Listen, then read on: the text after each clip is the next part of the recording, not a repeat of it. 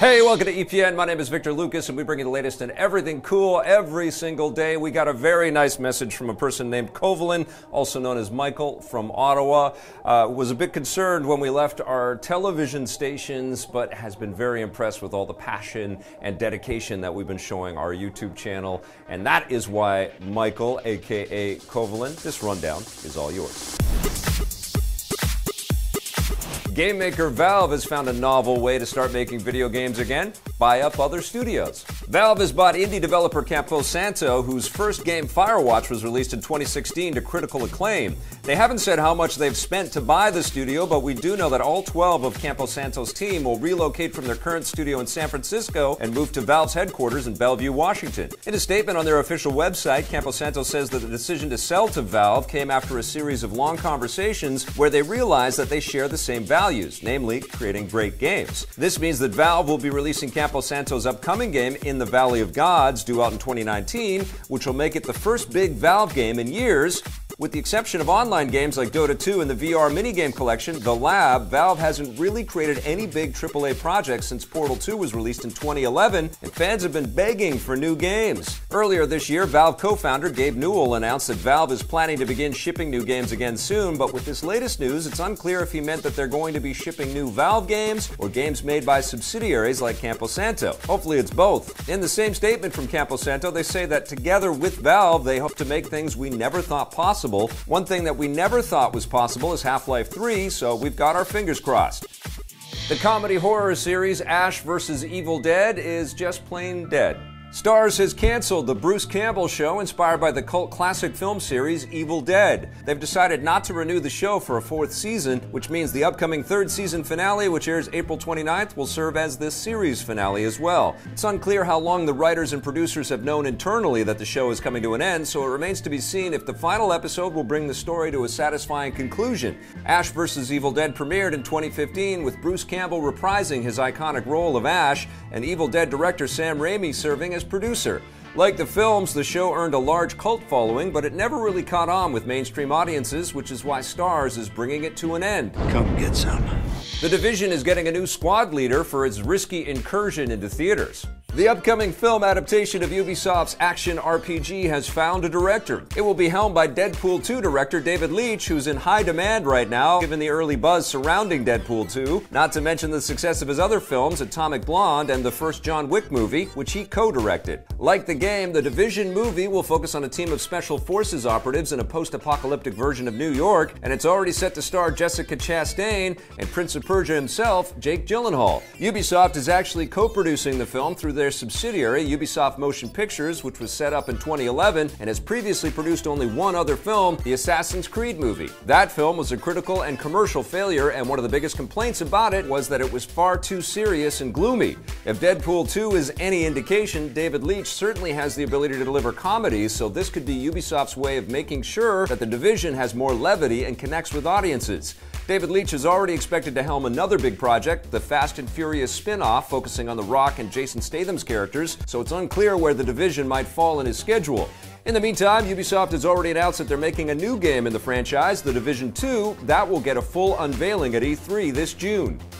And an even bigger game franchise is being turned into a not-so-big movie for a second time. An all-new Doom movie is in the works. Universal Pictures, which also released the critically panned 2005 Doom movie starring The Rock, has announced that they're working on a new adaptation of the beloved video game franchise, although it's unclear if it will have any relation to the first movie. Given the failure of that film, the further away this new adaptation is, the better. Don't expect to be seeing it in theaters, though. The new Doom is being produced by Universal subsidiary Universal 1440 Entertainment, which creates direct-to-DVD movies, so it sounds like this new film will be a relatively low-budget outing that skips the big screen. Doom is one of the most well-known game franchises in the world, especially now after the smash success of the 2016 game, so it's a little surprising that Universal would want to waste such a valuable property on such a small movie, but it wouldn't be the first time Hollywood has squandered a hit game property. If we had to guess, this sounds like an effort on Universal's part to retain the rights to make the flick. No word on a release window. You'll be able to start playing the robotic new game Detroit Become Human a little early. Sony and developer Quantic Dream have announced that the game will be getting a free demo on the PlayStation Store starting tomorrow, April 24th at 12:01 Eastern Time, which is actually 9 o'clock tonight on the West Coast. The demo will let players take on the game's very first mission, where you play as a robot hostage negotiator named Connor, struggling to defuse a tense and dangerous standoff. The developers said they picked this mission for the demo because it showcases the new features in the game, namely the ability for players to investigate and interact with more of the objects and characters in the environment around them, which will help or hinder the events of the story as they unfold. The same mission was actually demonstrated live at E3 2 years ago, where we actually played it on the show floor, so now everyone will get a chance to try. The full version of Detroit Become Human will hit the PS4 on May 25th.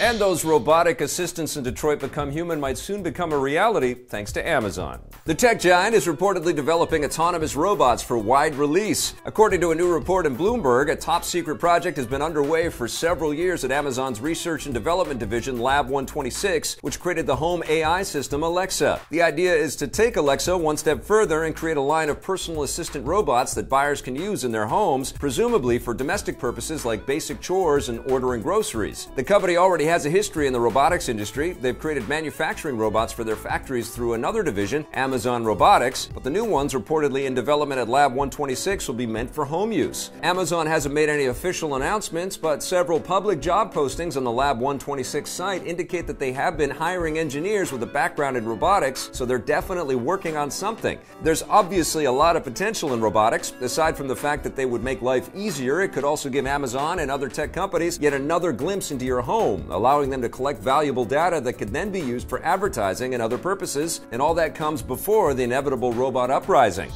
In other science news, computers might be about to get a whole lot smaller. Researchers at the Institute of Photonic Sciences in Spain have announced that they've squeezed light waves down to just 1 atom thick, the smallest ever. This means that it will be possible to create new and much smaller atomic-sized optical sensors, which will allow for smaller and more powerful computers. CBS is launching their CBS All Access streaming service in Canada, but it's missing its flagship series.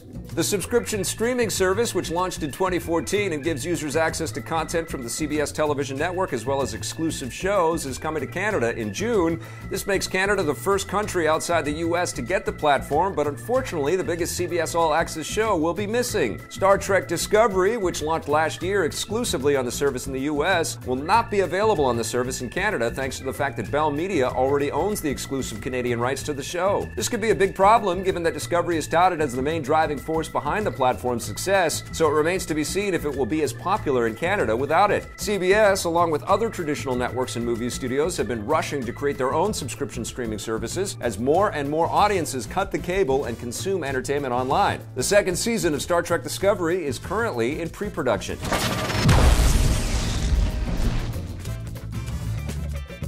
All right, my friends, that wraps up the rundown for today. We'll be back again tomorrow with a brand new EP live for you, so make sure you come back for that. In the meantime, we've made lots of other content for you to check out, so please do. And if you dig it, hit subscribe, that little bell, and if you're so inclined, that sponsorship button too.